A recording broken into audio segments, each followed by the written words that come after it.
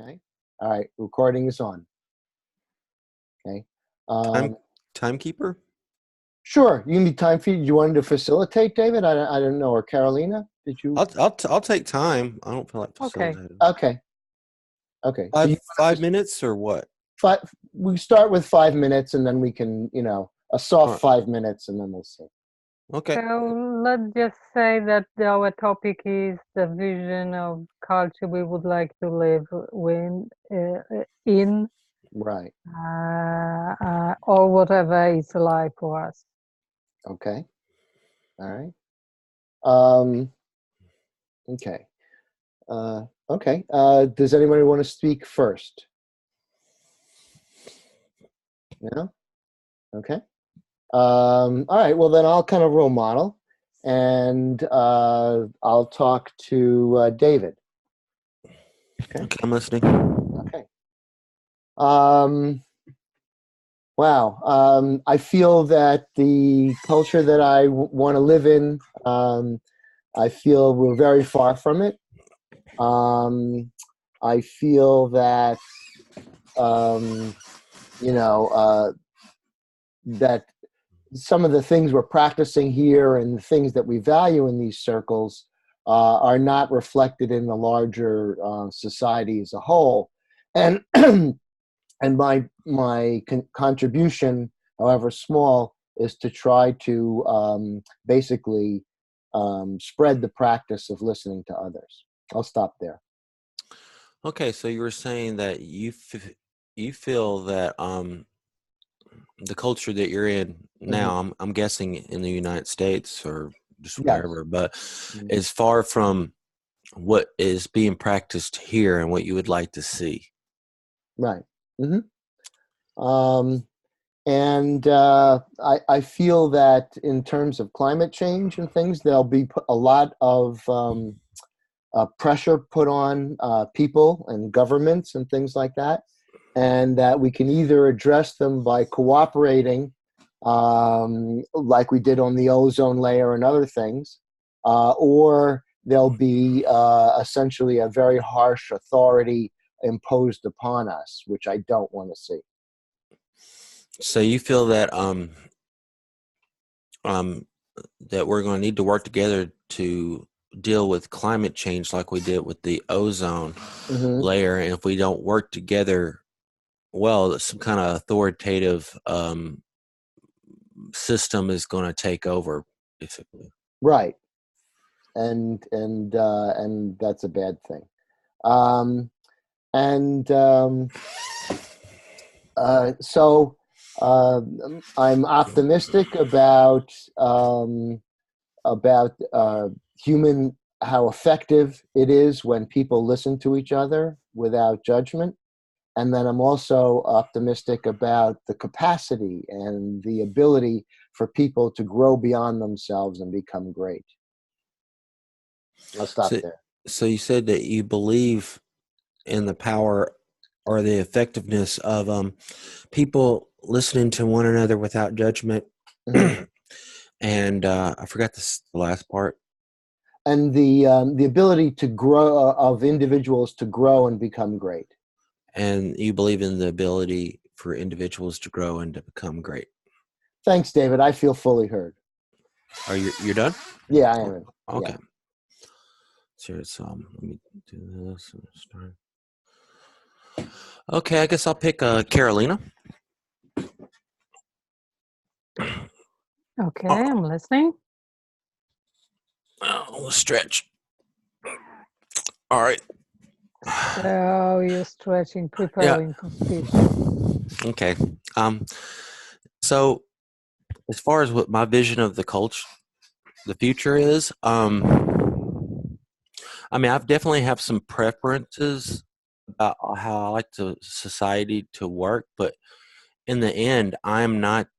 I don't think any one person's vision for society is ideal. I think it's something we all have to come up with. We're all participating in it.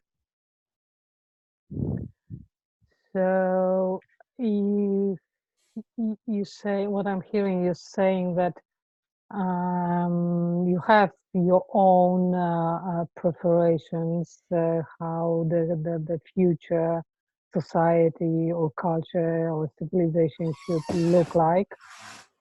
You have your own ideas about it, but if I understand you correctly, you believe that it shouldn't be like vision of one person, should be vision for all. Is that what you mean? In a general sense, yes. I was gonna get more specific. Yeah, but you prefer if more people contribute into the vision. That Well, it's not what I prefer. It's the reality that we're all going to be okay. participating. Okay, so you correct me that the reality is that even if you have your preparations, the reality is that many people contribute to the culture, our future. Yes. Let's see here. I believe in the power of debate, and there should be some empathy in debate. But the thing is about empathy, that is something that people have to kind of willingly subject themselves to. It's like hypnosis. Like you cannot force someone into hypnosis; they have to volunteer for it, and not everyone is going to want to listen to each other. So there's going to be problems.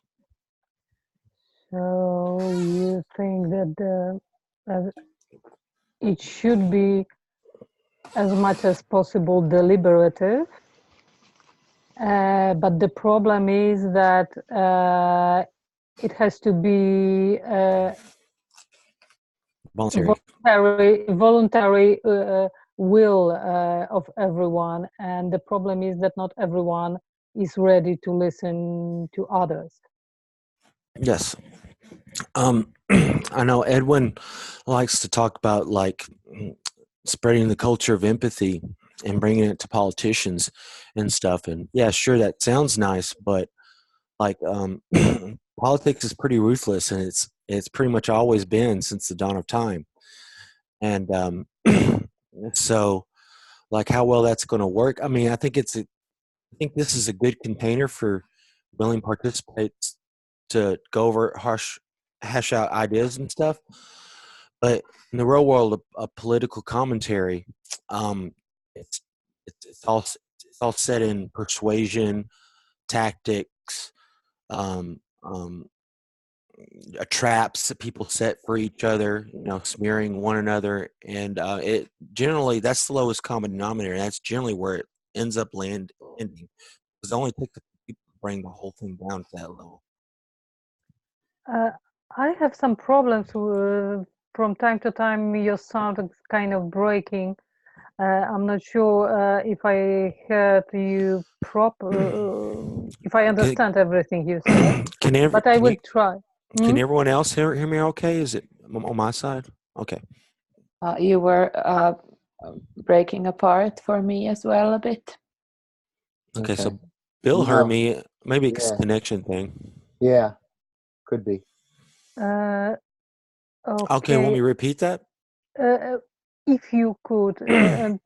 Yeah, okay. I said Edwin wants to promote a culture of empathy and he wants to bring it into politics, but I see I'm very doubtful for this catching on in politics because in politics it's like a ruthless battle, and it's been like that since the dawn of time.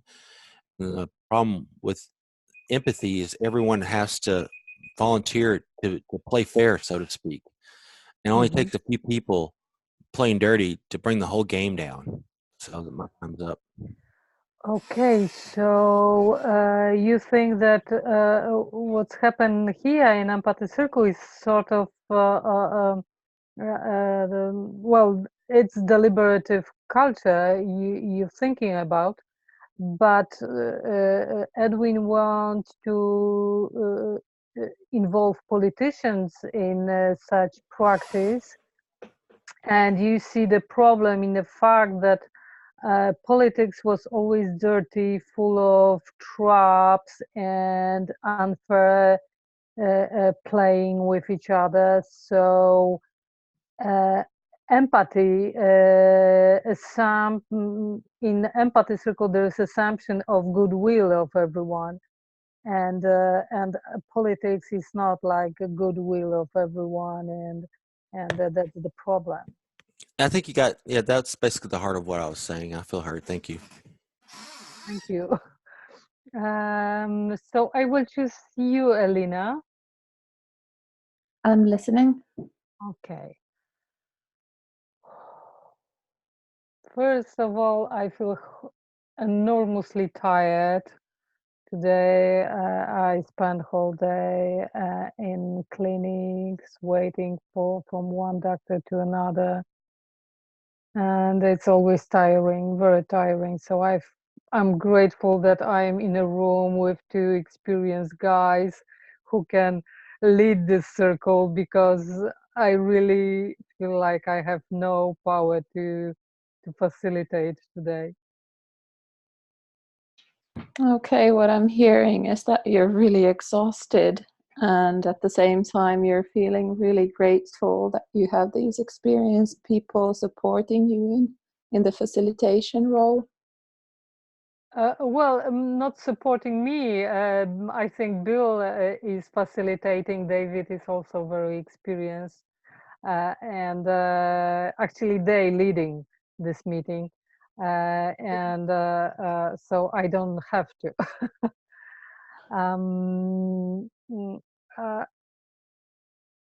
What I'm thinking about vision of my vision of culture.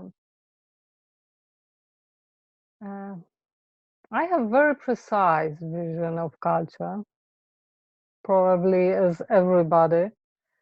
It's sort of dream. We wish to become a reality. And I know exactly how I would like to live, in what culture I would like to live and go through the climate crisis. I stop there. Okay, so you seem to have a very precise vision, a dream of the culture you want to live in, something very specific in your mind. And obviously I understand that not everybody would like to live in such culture.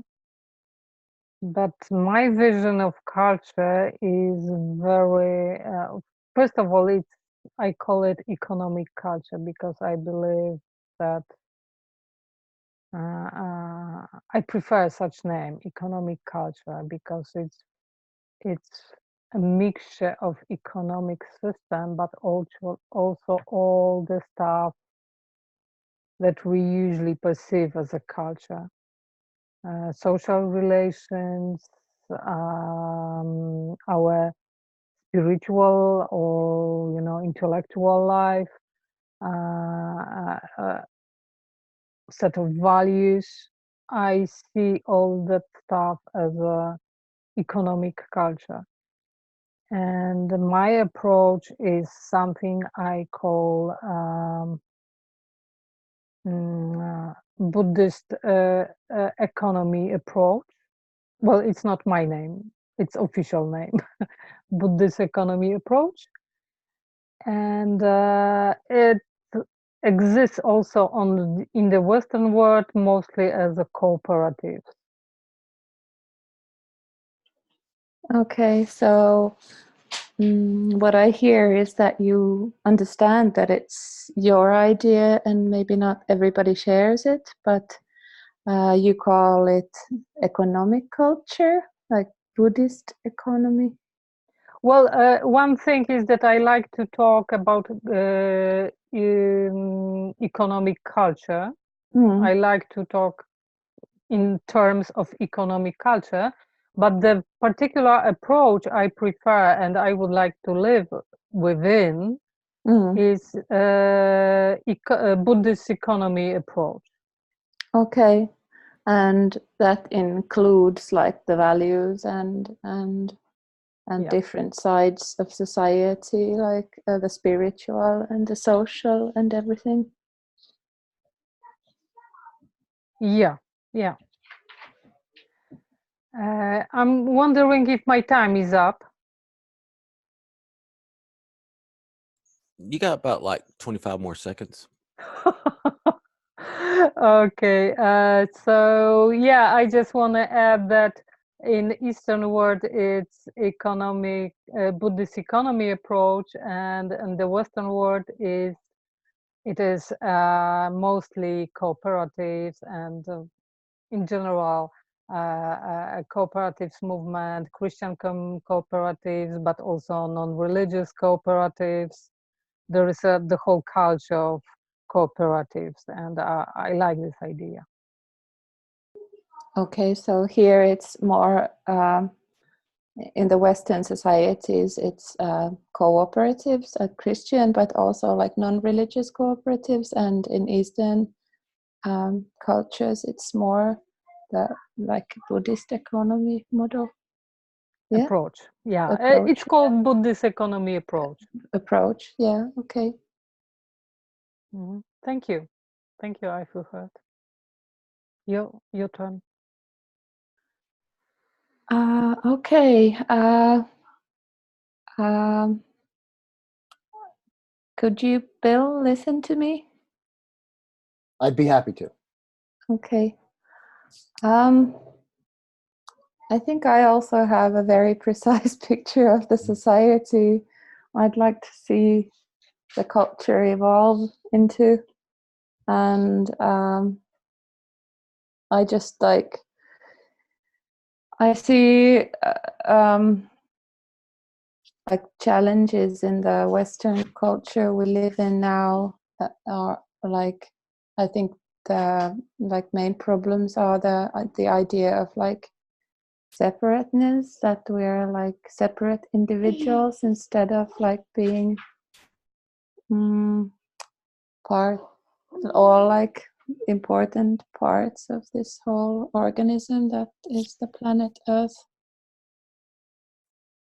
Okay. So you're saying that you also have like Carolina, you have a precise idea of what the culture that you would like to see, evolve into, and it's based upon getting away from the idea of us being sort of like isolated individuals and more like valuable parts of a community. Yeah, exactly. That and also like valuable parts of the like the whole ecosystem of the earth, not just the human community, but the whole like community of living beings on the earth. Right. So you want to make sure that I understand that and other people that concept expands to not only the human community, but the whole ecological system on the earth, all the animals and plants. Right. And I think like this, there's a lot of value in empathy, because I think it's a skill that is not appreciated in the culture we live in now, but is one of the like key skills that we could have as human beings when we actually are in tune with like trying to understand the rest of the natural world. Mm-hmm. So you value empathy as a useful tool in practice in order to connect with people and I'm basically understand. Sorry, I got a thing here. I'm sorry. So let me try to refocus. So you feel that empathy is a useful tool in order to create those sort of connections between humans, and also the understanding between humans and then the rest of the ecosystem. Yeah, like between humans and also like non-human animals. And yeah, so I think like I would like to see a lot of like community building and skill sharing and just like creating communities, horizontal communities, kind of like for basically adapting to the climate crisis in the future. Mm-hmm. So you would like to see that idea of empathy and that sort of communication expand throughout communities, so that people basically perceive the world in a different way and use different solutions and things to solve problems more cooperatively. More cooperatively, and also so that they'd feel like the support of the community and be empowered to like actually like influence the things around them. So you want to make sure that there's a core feeling, there's a core belief there that you have about not just being sort of like a faceless cog in a big machine, but that the individual receives support and recognition from the community as a whole, so they feel valued and heard. Yeah. Not quite. Okay, correct me. That's fine. No, it's just that you use such different language and different phrases that it's like I think you like basically get my idea, but then Okay. the words are very different, so it's Okay. okay. Yeah. Okay. Well, just feel that it's to the point that you feel heard. That's an important thing. Yeah. Yeah. Okay. Mm, okay, Okay. my time's up. I feel heard, fully heard. Yeah. Okay. All right. Yeah. Feel free. I actually, personally, I have to say, just to the group, that I like corrections because it really helps you kind of move into the other a lot, and it's always a good experience when you can kind of say, "Oh, here or there." Anyway, I shouldn't be editorializing. Okay. So we'll move around, and everybody's had a chance, just so, and it's nice to mix it up. And if you do, one person 2 times, since we only have 4 people here or something like that, just to, just feel free to, go with your preferences. All right. So I will go to Carolina. Okay. I'm listening. Okay. Um, so, um, hmm, I had something and then I forgot it, which is actually a good sign because I was listening. So actually, my first thing is that sometimes what you have in your mind is not always the best thing, and that I just realized that, oh, I lost it because I was listening, and I was really listening, and I was getting out of myself. So I'm finding a way to pat myself on the back for that. I'll stop there. So you had the idea to share with us, but you forgotten Mm, what you wanted to say and you mm, realized that it's an effect of mm, focusing on what Elena was saying. And mm, when we focus on somebody's speech, we sort of lose ourselves for this moment. mhm. And that's why you can't remember. Right, and lose ourselves in a good way, Yeah. Mhm. because I don't feel threatened, or that I'm losing my sense of self or anything like that, but that uh, I feel secure enough in the process and the people here that I can go a little adrift, and I'm still in good hands. I'll stop there. Okay, so you want to underline that you might Hmm. feel lost, Hmm. but in a good sense, in good meaning, Hmm. because you feel safe here in a circle and you don't feel like you are threatened by Hmm. losing your perspective or your identity. You Right. don't have problem with that. Yeah. Um, and I like the vision that I heard, um, of cooperative. I've lived in sort of semi-cooperative, communities, but I've also in the Bay Area. I've been, closely associated with those communities. I participated years ago in a free university called Communiversity, where we would just the whole curriculum. I'm sorry. Afraid I lost. Yeah, there's a problem with the connection. Okay. I'm going to stop my video so that, oh, Carolina went away. So she's reconnecting. All right. Okay, we have tremendous production values here. Right? I'm sure she'll log back on. I don't know if she'll get into this room. Okay. Well, okay, I've paused your time. I'm not sure what to do with that. Yeah, I know. That's okay. Why don't we, she was listening to me. I feel, you know, oh, there she is. Carolina, you with us? Hello? Oh, Do you you hear are. me? Yeah. I'm afraid I lost the whole part of what you were saying. Uh-huh. Well, basically what I was saying is that I like the idea of community, and that I want to think that I think that David has an excellent point about the reality that we face. But I do believe that going back in our history, that we are much more cooperative than combative. I think that I look at the combativeness and the violence as a lack of empathy and a lack of feeling community, and so that people don't feel heard, and so violence is the last resort to feeling heard. And I believe that, unfortunately, that is very real. It doesn't. I don't mean to minimize David's point, but I believe that there's an underlying reason in the human psychology for optimism. I'll stop there. So what I'm hearing,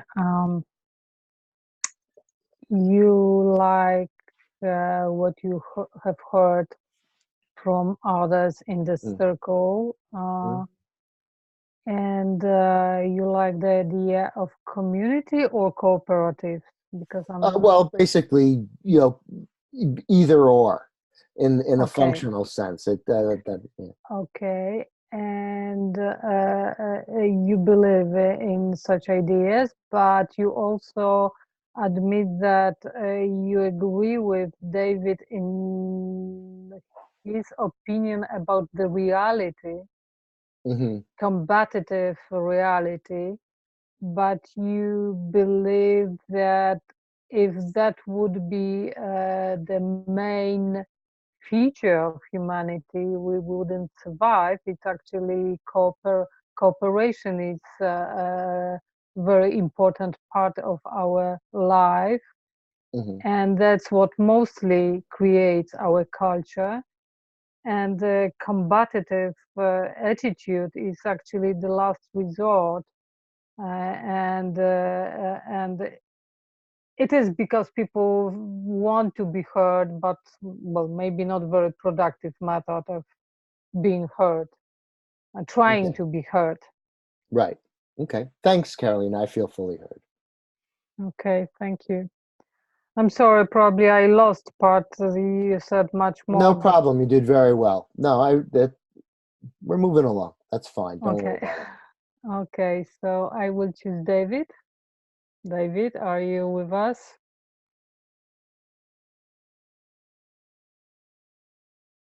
Okay.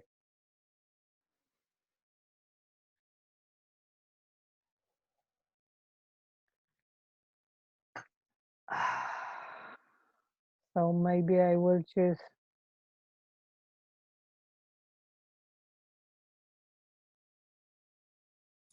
Sorry about that. Technical issues. I was trying to charge my phone and I unplugged the wrong thing. But I've been listening the whole time, guys. You know, I'm just okay.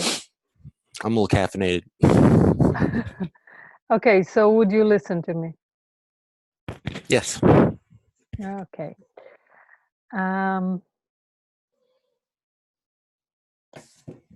Buddhist economy approach is it's actually a sort of community, cooperative community with sharing the ownership, and there is a lot of rules like everybody gives how much he or she can give to the community, and everybody gets from the community according to his or her needs. So it's kind of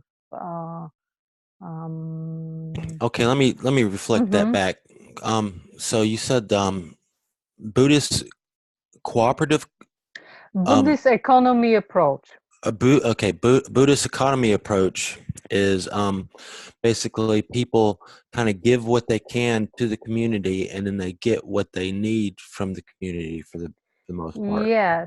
So, for example, if I am a single and I work the same amount of hours, so I give the same income to the community as somebody else, but this person has, for example, 3 children.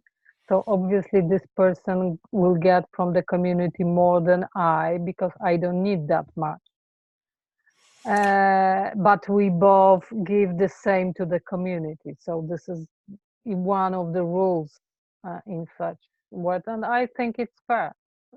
Okay, and the Buddhist economy model that you're speaking of, for example, say that you are a single woman, you would give just as much as like another woman would who might have or a person, should I say, would give the same as someone with like a few that has 3 kids, but the person with 3 kids could take more than you because she has more needs due to having mouths to feed. Yeah.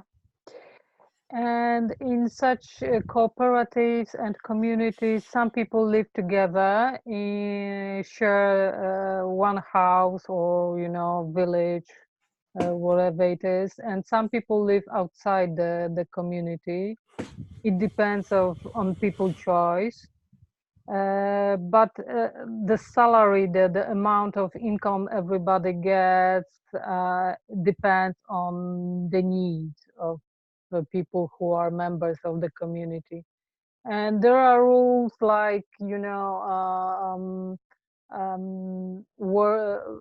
certain amount of hours we work and we rest, and there is no typical um, form of exploitation that happens in regular company. Those communities very often are agriculture communities or industrial communities, for example, plants, and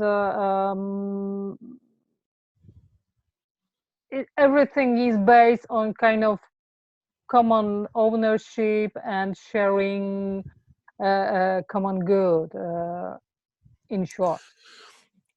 Okay, so you're saying in this Buddhist economy model that it doesn't matter if someone's who lives like in the city or in rural areas, that people basically give what they can and take what they need. It sounds like, can that sum it up pretty well?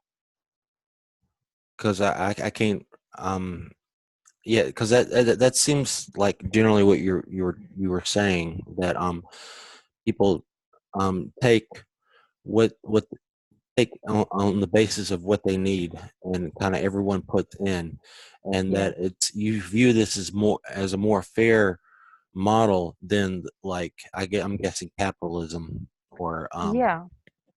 yeah. Yeah. And the thing is that it's possible if we share different set of values. For sure, not the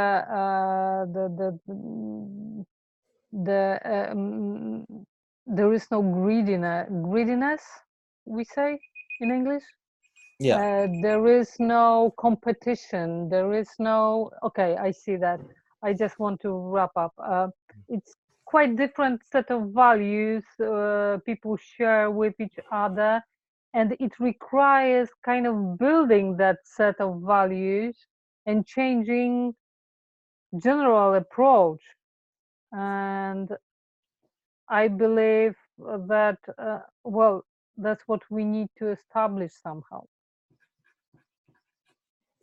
That you were basically reiterating why you support this Buddhist economy model, because you think that that it will reduce greed, and it's just a more healthy way of doing things. Well, I it's a discussion. What is first, chicken or egg? I don't know how you say this in English, but Yeah, that's I correct. I What didn't comes mean that. first, the greed, Uh, the what comes first, the capitalism I or greed? uh, I don't know. I didn't say that this culture changed the set of value. I rather said that we need different set of values, so this culture will be impossible. Okay. So you were But it's saying, kind of actually the dilemma of what is first, chicken or egg. So it's okay. So yeah. let me reflect that back. So basically, what you're saying is you think like a more healthy, a more healthy, empathetic mindset um, can bring about this system, this Buddhist um, economic system you're talking about. But then again, maybe this economic system is needed for people to be less greedy and more empathetic. So you're not sure, but they do Yeah. have a relationship with each other. Yes, definitely. Thank you. I feel heard. All right. So I guess I'll pick Elena. I'm listening. Yeah, I need to, my phone's almost out of juice, and like I've got like a billion cords here, and like fuck it. Anyway, let's continue. Let's see here. Let me start my time here. I had too many gadgets. All right, Alina, is that your name? Elena? Is that how you say it? I'm bad with Elina. Elena, Elina. Elena. Yeah, Elena. Okay. close enough. I kind of want to go back to what Carolina was saying. I mean, I'm not trying to be like whatever, but I mean, it sounds like she's just talking about communism. You know, it's just another word for communism. You know, and that's been tried.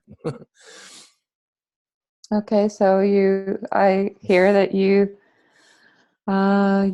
feel that Carolina's the Buddhist economy approach sounds to you like communism. Yeah, I see absolutely no difference. I mean, maybe it has a more spiritual packaging, but it sounds like communism, fair communism. And the issue with that, she mentioned greed, and that's I think that is the heart of a lot of things. And the way I look at it is, and I think this is a big divide between like the left and the right. I think the left thinks that greed is created by systems, and as a right, I think greed is inherent in all of us. It's never going away.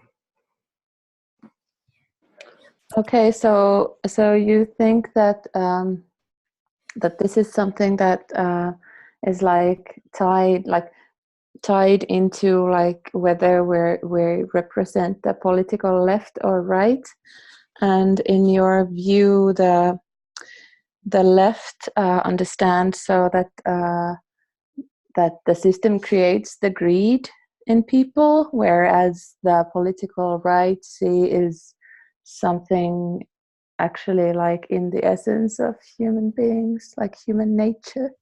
Yes, yes. Just like love or hate, anger or empathy, you know, all this stuff comes from within outwards, and greed will always be with us. That's the reason why capitalism, a lot of times on paper, looks like a kind of a looks bad because it seems petty and selfish, but it's only reflective of our nature. We're going to be greedy and selfish no matter what. And I think capitalism takes that into account, tries to transform the natural greed that we're all going to have, transfers it into like productivity and ambition and competition. And the problem with communism or any other rephrasing or form of communism is they want to pretend that if you set up a government perfect where that pretty much depends on people not being greedy because the government has tons of control in these systems, that it never works out because greedy people just end up getting on the top and taking advantage of the system, and that's the reason it doesn't work out. On paper, communism is pretty ideal, but humans are imperfect creatures, and it's not going to work. Okay, so to me, it sounds like you actually think that capitalism brings out like the best in people because it kind of like the greed is then like transformed, or like it um, like creates proactivity and development, and whereas maybe like more like these socialist systems, you think that they are like idealistic and that maybe like in theory they sound good, but then in practice, because they assume people not to be greedy, and you think that people actually are, so you in your the way you see it is that then like there are these greedy people who then like take advantage of the system and try to like get in power positions where they can take advantage of people. Yes, because in those systems, government plays a larger role. So whoever's in charge of the government has more power than someone who's in charge of the government in a capitalistic system. So, yeah, my time is up. Should I still like actively listen to that last part? Yeah. Okay. So what I heard was that so these people in power, they I kind of lost my track of thought. Can you rephrase that maybe? So basically, in a socialist system, the government there's a bigger government, basically. So the government has more power. So in theory, the leader has more power than in capitalistic systems. So greedy people are going to end up at the top no matter what. And from the way I look at it, in socialist structures, that it can get very bad because that system only works if it assumes people have goodwill and are not greedy, which is not going to be a real world situation. Okay, so you think that those systems cannot work because they would like have to have the people in power would have to have like goodwill and be like really altruistic, whereas you think that the only like greedy people will end up in power. I feel heard. Thank you.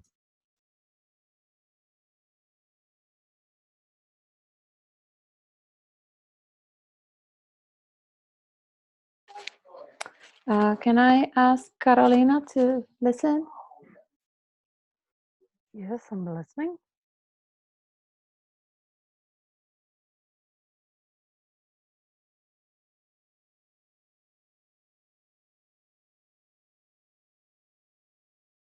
You are muted. Oh, I'm sorry. Thanks for pointing that out.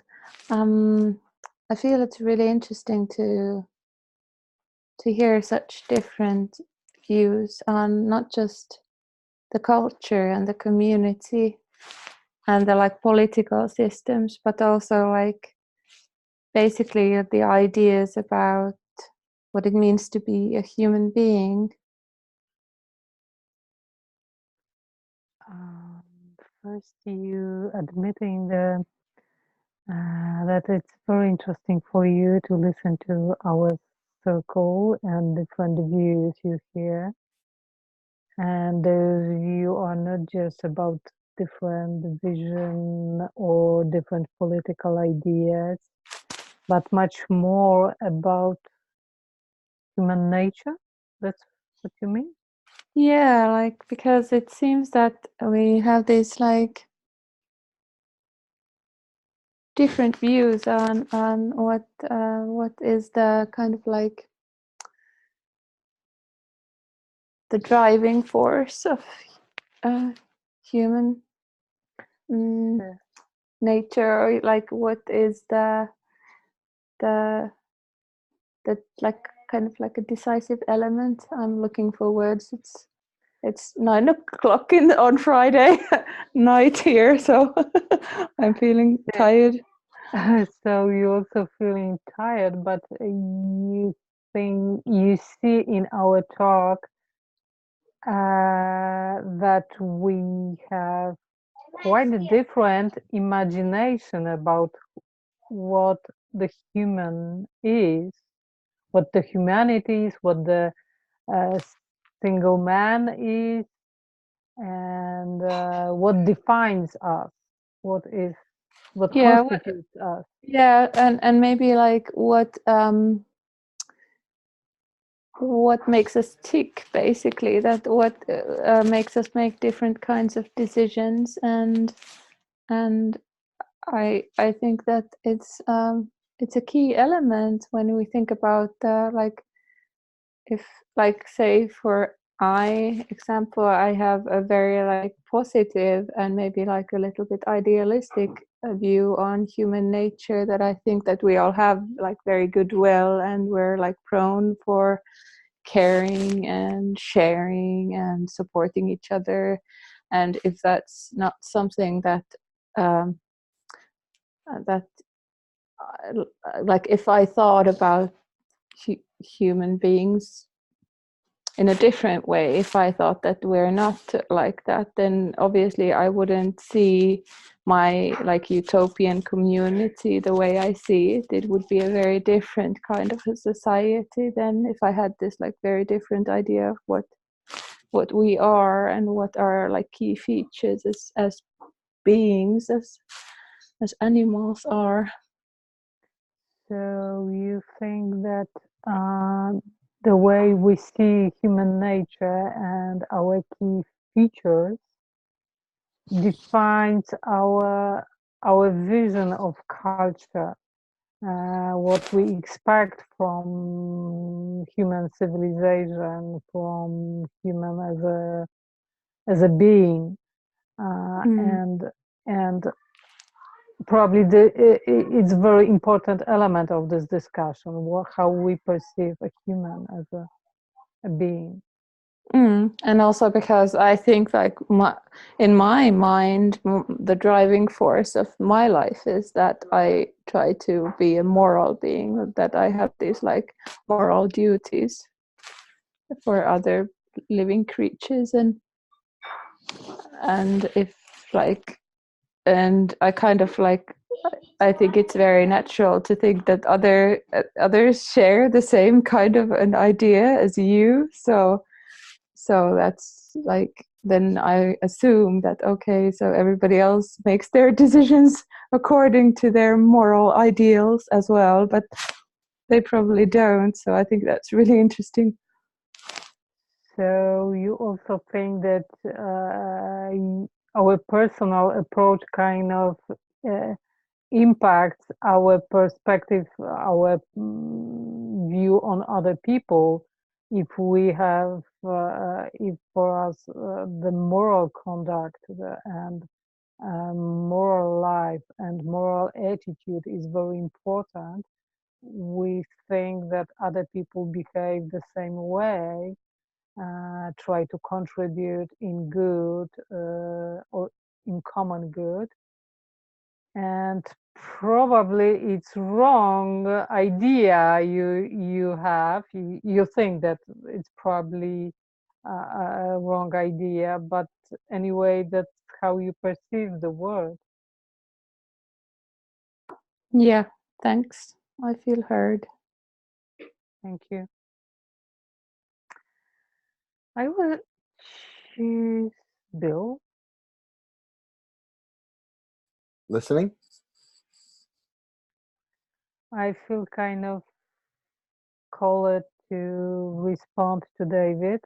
Yes, idea I shared with you sounds like community, communism community. Yeah, that's, well, I was always radical left activist. And when I heard about this approach, because I literally read this approach and even a little bit studied such companies, such communities, industrial and agriculture communities in Asia, in Eastern Asia.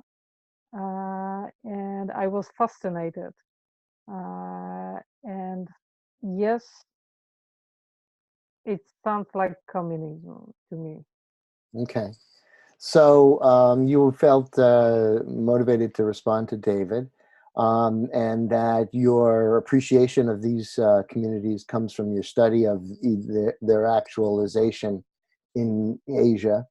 And yes, you acknowledge that it sounds like communism. Yeah, and I remember, I read Gandhi saying in one of his articles in, it was uh, second decade of 20th century, during World War II, during Bolshevik Revolution. Gandhi said that if Bolsheviks and communists would choose non-violence, they would be welcome in India. So Gandhi was radical left as well. However, he was Hindu, not Buddhist, but this approach is shared by many different cultures. It's not just like communism. However, for us Westerners, it sounds like communism, but it's kind of more popular idea. Okay, so you wanted to make a distinction between communism and what these Buddhist communities are, and that it sounds like it, but it's not exactly. You mentioned that Gandhi said that the difference, one glaring difference, is that you said that Gandhi said the communists and the Bolsheviks would be welcome in India if they adopted a attitude of nonviolence, and that's a basic one among others, but a basic distinction. Yeah, but I also meant that the idea of living in such community is not just communistic idea, it's more popular. It was very popular idea in medieval Christianity. There was a lot of smaller and bigger movements, Christian movements, that were trying to exercise such life in small communities with shared ownership and common,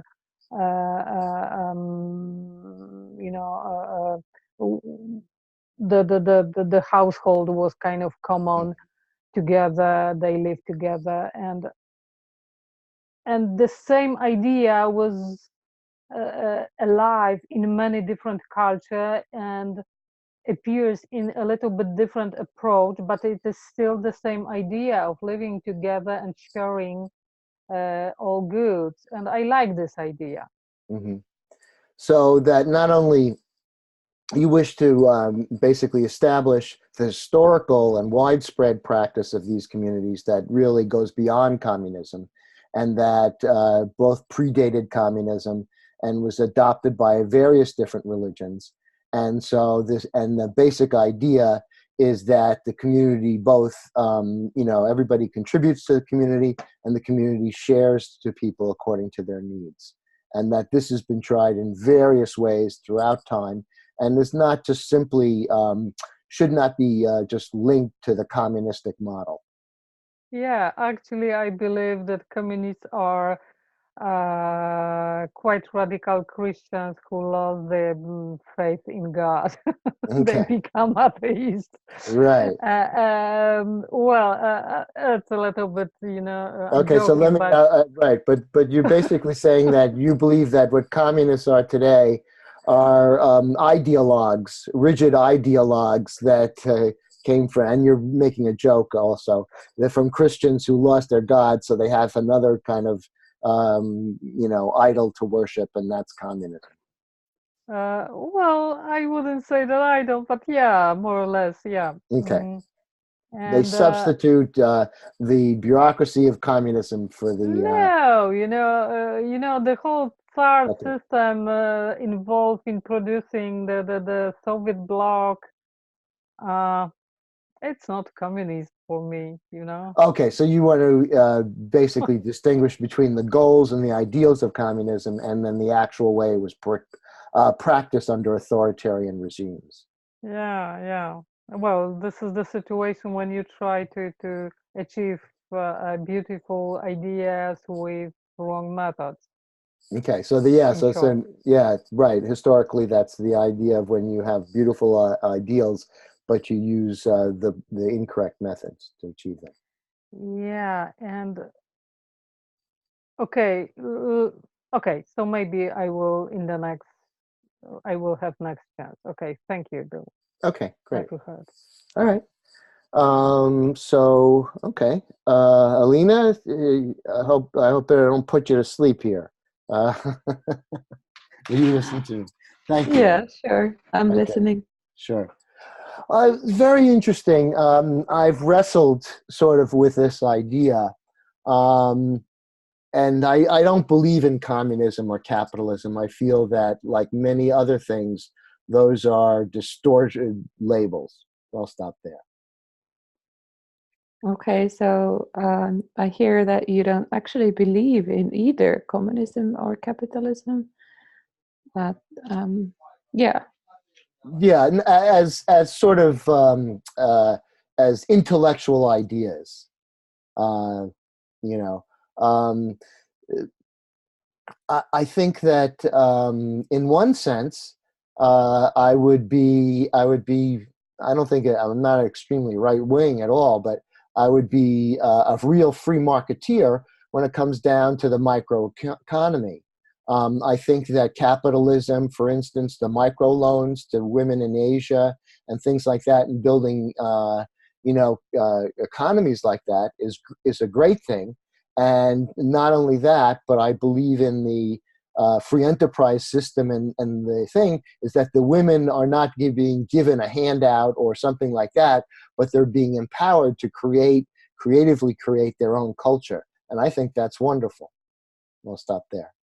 Okay, so you believe in capitalism in that sense that you believe in this microeconomy solutions, like giving micro loans and empowering people through Yeah. those kinds of measures. Yeah, and I want to get away from capitalism. I said free enterprise, but I understand. But basically, uh, when people just throw those labels out, I don't accept them.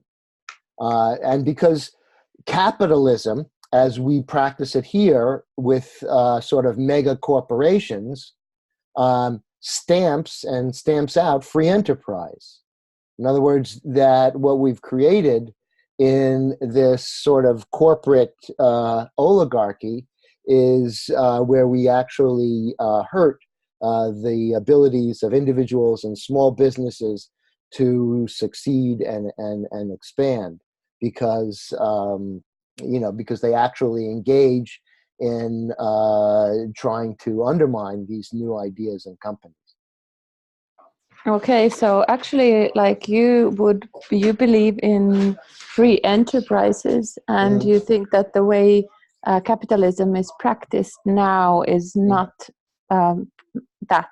It Right. doesn't do service to free enterprises because of these like mega corporations. Right. And I agree with David in the sense that when you create an all-powerful structure, whether you call it a government or a corporation or whatever, that there are people who simply just want to accrue power and then basically make a life a living hell for everybody else. Example, the Eastern Bloc and North Korea.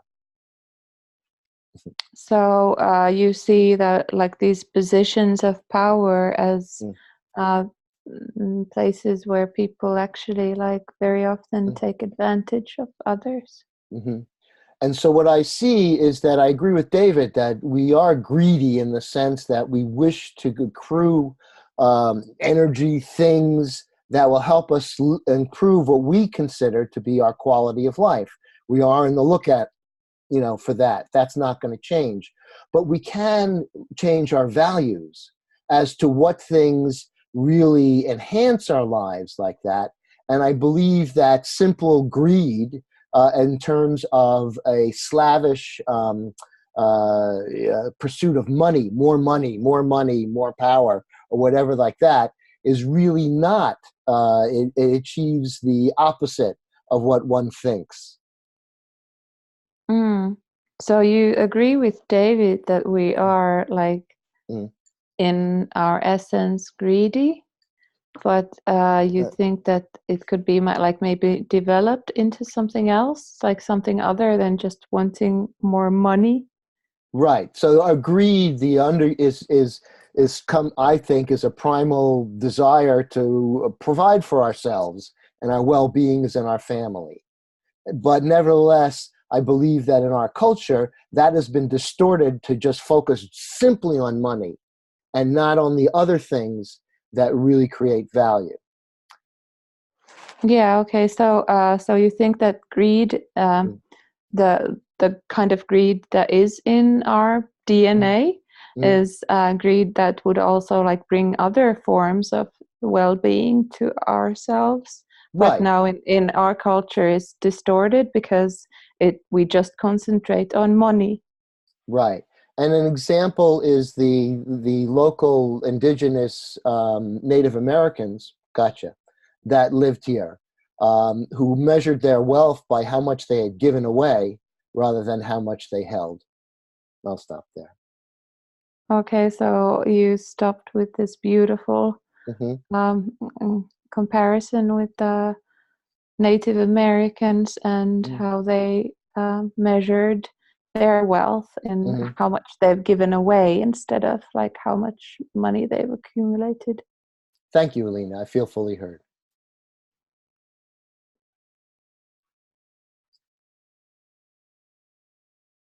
Okay. Okay. Did you listen to me? I'm sorry, you broke up. Who were you asking to? David. David, got it. Yeah, I'm listening. Okay, so I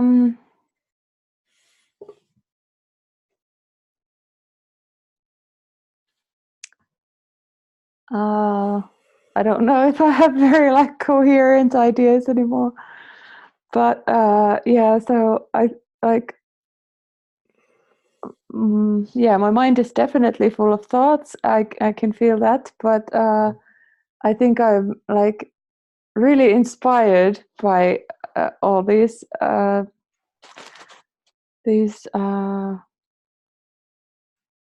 what you said basically, because I think it's really interesting, like this concept of greed, for example. I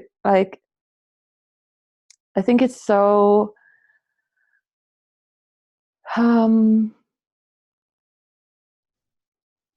there are like very negative connotations to the concept of greed, or the yeah. Okay, so you were basically you're trying to bring order to your thoughts right now. You're thinking about a lot of things at once, and you were just kind of reflecting on how greed was brought up before, and how greed kind of naturally has a negative con, whatever that word is. I have problems with that word for some reason. Has a negative meaning generally. Yeah. Uh, yeah, and maybe not naturally. Maybe it's just it's there's this like paradox between being greedy and like, so it's a like a negative thing, but then like on the other hand, our culture seems to value like rich people, which is funny. But yeah, so I never thought of greed as something that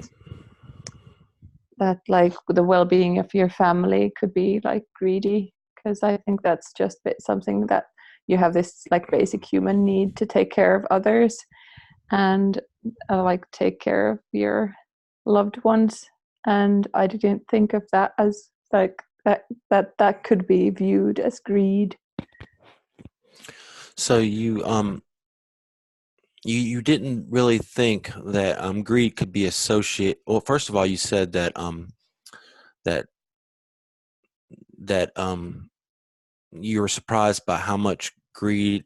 I mean, or like how negative greed is, but you're surprised that we kind of envy or hold up rich people. We like rich people, so that kind of encourages greed.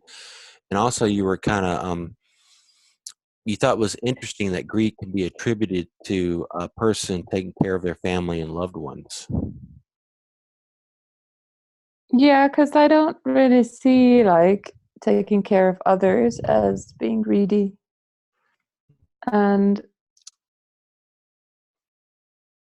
and or maybe not, at least not in the negative sense of the word. So I'm thinking maybe we should like come up with a new concept, a new word for being greedy for the well-being of others. So you're thinking that you're what you're saying. I don't know what you're thinking. Is that we should have more words. I guess greed's a very limited term, because you don't really would like to associate the word greed with someone wanting to take care, describing the need for someone to want to take care of others. Which Exactly. Like I'm thinking that maybe we should have like because I heard that in some cultures there is a positive word for jealousy, that it's like kind of like feeling jealous, but also appreciating what the other person has. And I thought that was really interesting. So I this just brought to my mind the idea that maybe we should also like have a positive kind of word for greed, where you want to have like nice things, but in a more like wholesome way for the whole community and the people around you, and to do that in a very regenerative way. Would that then be greed still? I don't know. So you were kind of reiterating that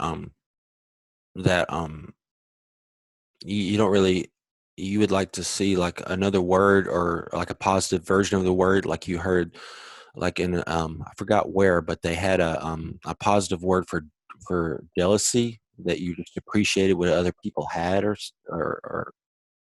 yeah, that you appreciate that they appreciated what other people had. And yeah, you would like to see another word to describe like a person's need to want to take care of others. And the time is up. Okay, that was short, 5 minutes. Thank you. I feel fully heard. Okay. All right, let me just reset this. All right. So would you guys mind if I just bounced it right back to Alina? I think this is the last one before we have to go back, right? So you want to pass? No, I was just going to go. To ask. For Lena to listen to you. Sure, Is that's fine. Yeah. Oh yeah. I'm Yeah. gonna. Yeah. All Yeah. I'm right. okay. Yeah, All right. I'm listening. So yeah, I think that's the thing with words, that certain words get say greed or communism or capitalism, people tend to frame them whether or not they're negative or positive, which they can have can be both depending on how they're applied to any kind of word or concept. You know, I think anything, even the noblest of ideas, can be corrupted. So I don't think any idea is either good or bad. It just kind of just is an idea. I mean, maybe some are, but I think you get what I mean. Yeah, so you said that this is what happens with words, that we kind of like associate them with either good or bad, but you don't actually think that the ideas behind them are good or bad. Is that what you meant? For the most part, I was going to get in more of that. To further describe how like it can be considered greed for someone to take care of other people, like I wouldn't use the word greed, but what's the best way? People want to enact their will. Some people's will is to enrich themselves, and then that's how they feel good. Some people's will is to kind of enrich others. Both can be positive and both can be negative. You can manipulate other people by taking care of them. You know, if you wanted to go, or you could just generally care about their well-being and take care of them. You know, like for example, in our culture, the Democrats, modern left, whatever, they they try to make themselves out to be good guys and girls by saying, okay, we take care of everyone. We feel bad for the downtrodden stuff. Here, we want to hand out and give out all this stuff to these people. Yet it's taxpayer money. It's not their money. It's not virtuous to give away other people's money. You know, so that is one way of quote unquote taking care of other people, yet kind of just buying people's votes, essentially. That's one element of how it's greedy to take care of others. Okay. So you said that you think that people basically just want to like Enact their will. enact their will, yeah, to, and whatever that may be, like that they might want to like have more things for themselves or something, not things, but something, or somebody else, and that you also think that at times their will can be to manipulate others, and that they could do this like in a way that might seem like trying to work for the benefit of others, but actually that there is like their own interest involved, and that they're just like pretentious, basically, that they're trying to look good, but it's for the benefit of themselves, not so much the people who they seem to be helping. Well, I think insincere would be a better word than pretentious, but definitely a lot of pretentious people. But okay, and I've got limited time. There's a bunch of things I wanted to talk about. I mean, there's a concept of low trust and high trust societies. Like, you have to understand, in the United States, we are a multicultural mix match of a bunch of different types of people.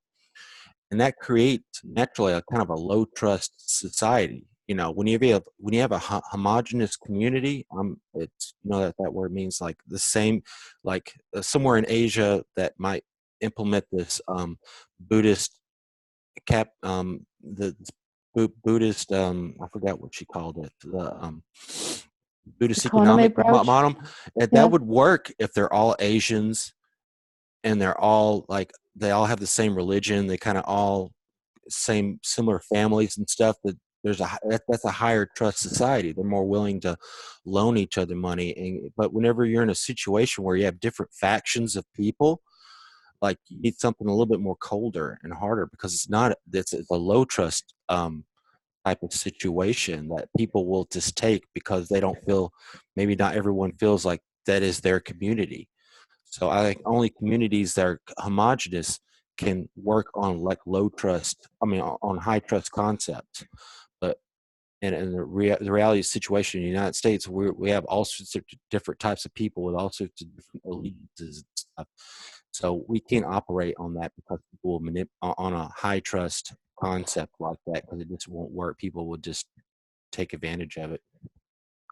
Okay, so what I hear is that you said that there are like these high trust societies and low trust societies, and that the United States is a low trust society where you cannot expect this this model to work, where because it's so. You said like It's not homogenous. It's not yeah, but homogenous. it's in Finnish. It's like heterogeneous, so something like this. Is there a word in English like that? That's Not. probably the same word. I think Yeah. So same people, basically. Is what it yeah, means. but yeah, so that there is so much variation in people, basically in the U.S., that there are like people who will who are not feeling like very safe, to my understanding, and that's why you think that they will take advantage of different situations. That's what I understood. I also got into high trust societies, like maybe in Asia, where people are kind of like all look the same, similar, more alike, and they kind of share the same religion, same customs and cultures and stuff. And that kind of a situation, a high trust system can work better, So, Okay, so well, my time's up. yeah, so in your view, in countries like Asia, like in countries as like some In countries Asia. in Asia, people like that the people is more homogeneous and look the same and share their same religion, and that's like they feel they can have this more like a high trust model working actually. Yeah, I feel heard. Thank you. Thank you.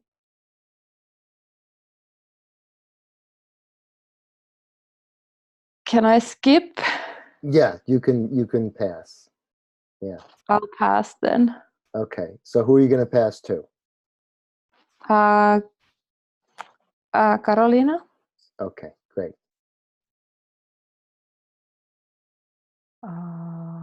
So I'm a speaker. Yes. Maybe I speak to you, Bill. I'm listening. Again. Sure.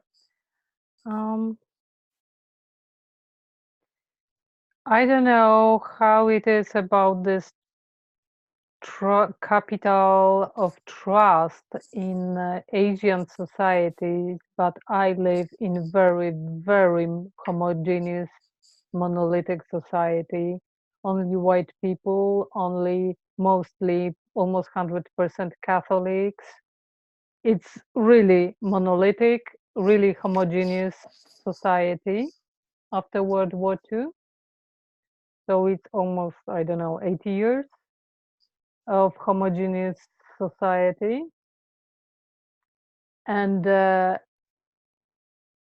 trust in my society is one of the lowest in Europe, and probably not only in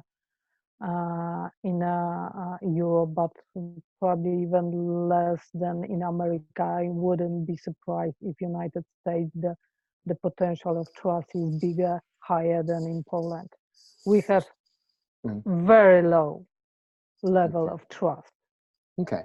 So you were going back to David's concepts that he introduced about high trust and low trust societies based upon ethnic similarities, and that you are giving an example of your society, which is basically white, European, Catholic, and then it's a very low trust society, and probably even more low trust than the United States. Well, I don't know, but I suppose it's possible that in United States that the level of trust measurements are higher than in Poland. Okay. And I think that, however, I believe that the lack of trust is consequence of what I call economic culture and the value system. If we And that's what I wanted. That's the second thing I wanted to say about the greed. I stopped there. Okay. So you want to make the point that you don't see the trust, the high trust or low trust, depending upon the ethnic mix of the population, but rather that the unfair economic systems that create that lack of trust. Well, I'm not sure. Mm. I'm thinking aloud. Uh, and what I see similar in United States and Poland, it's very big social gap between upper Mm. classes and lower classes. And this gap in Poland is much bigger than in other countries of Central Europe, for example, post-Soviet countries. Okay, so what you're talking about is that what you see as the result of all this is sort of a wealth gap that you see both in the United States and also in Poland. And that gap between the haves and the have-nots is what creates a lot of the distrust or the low trust society. And then I'm you're not seeing, oh, okay, I'm sorry, go ahead. I'm not sure if that creates this lack of trust, uh, but I see this parallel Okay, thing, and I'm wondering sure. if it has something to do with trust. Right. So you Uh, want to clarify just to mhm. so that I got it right. So you want to clarify that that you're not quite sure whether these policies create that disparity and lack of trust, but you see the result, and then you're speculating as to what might be the causes now. Yeah, and I think that the common thing between our countries, United States and Poland, is this philosophy of wild competition and so-called free market, which is not free at all. It's very contracted and organized with a lot of deals, and it's not free for sure. So. Uh, And I believe that the problem of greed and what David was saying about the kind of complex of different features and greed is always a part of it. Maybe it is, I don't know. But I believe that it's upon us what features we support Hmm. in our culture and which one we try to diminish. It's up to us. And we should consciously work on it. Okay. We are higher conscious being and we are able to create our consciousness and reshape it. And we should try to do that. Okay.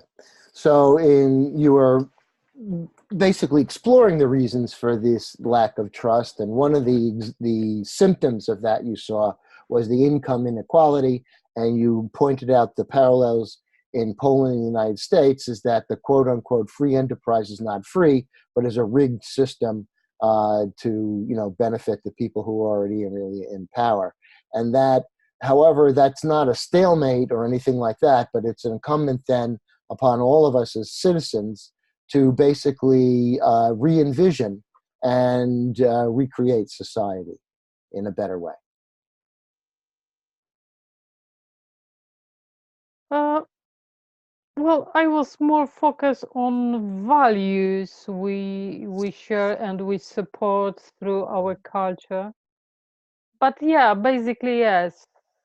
Yeah, Okay.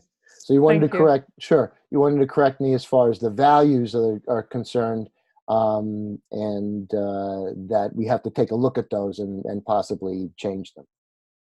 And if I can say last word, I believe in what David said, a deliberation, which is very important. But that's how we can create the vision of future that will be acceptable for all of us. So you wanted to reinforce a concept or an idea that David advanced about deliberation, about talking about it, and then going to together in dialogue and community. Yeah, Thank you. Okay, sure. All right. We have about 15 minutes. I think it's going to be another 5. David, you seem to have a lot of, you had more you wanted to get to. Do you want to talk to me and you have more that you'd like to say? And then we can end on that. How's that? I'm cool with that if everyone else is cool with that. Is everybody, Alina, I know, is ready for bed. I'm caffeinated. I'm ready to talk, man. All right, okay. And it seems to be okay with Carolina. Sure. So I'll listen to you. All right. In response to Carolina, I've never been to Poland, but I think just from the last 100 years, Poland has good reason to be a low trust society just as a nation as a whole. They were carved up during World War II, and like from what I understand, I can get why they're xenophobic, so to speak. Okay. So you felt kind of identifying the cause of Poland being a low trust community to the fact that they were invaded and over the World War II and various other times. Yes, and that I'm guessing, I could be wrong, that Carolina is somewhat of a dissident in her country. So she maybe she's feeling maybe she doesn't trust her country. Maybe she doesn't trust a lot of people around her because that's part of being a dissident. I'm a dissident as well in here. So I like that. When you're in the minority, you have less trust because it makes sense. Okay, so you're also thinking that maybe Carolina doesn't have a lot of trust in her government or society because she's a dissident, and then you saying that she might be a dissident on the left in her country, and you're a dissident on the right in this country. Yes. So I think that I just got bombarded with like 10 thoughts at once. Okay. Yeah, that we project as humans. I think it's healthy for each of us to recognize that other people project on other people and that we project on other people. How I am feeling now is going to shade the world around me of how I perceive it. And I think everyone is like that. So that's where I think empathy can come in, is that we can kind of wipe the slate a little bit and try to look at things like objectively to a certain extent and leave ourselves open to listening to other things. Okay, and we're gonna get kicked out in 23 seconds. And I just wanted to say that a low trust doesn't necessarily mean bad. It just means like, you can look at it as being professional sometimes. Okay. Like it's being, Well, one of the things I think that was really important is that you talked about empathy, and you're talking about the importance of people kind of looking at their own.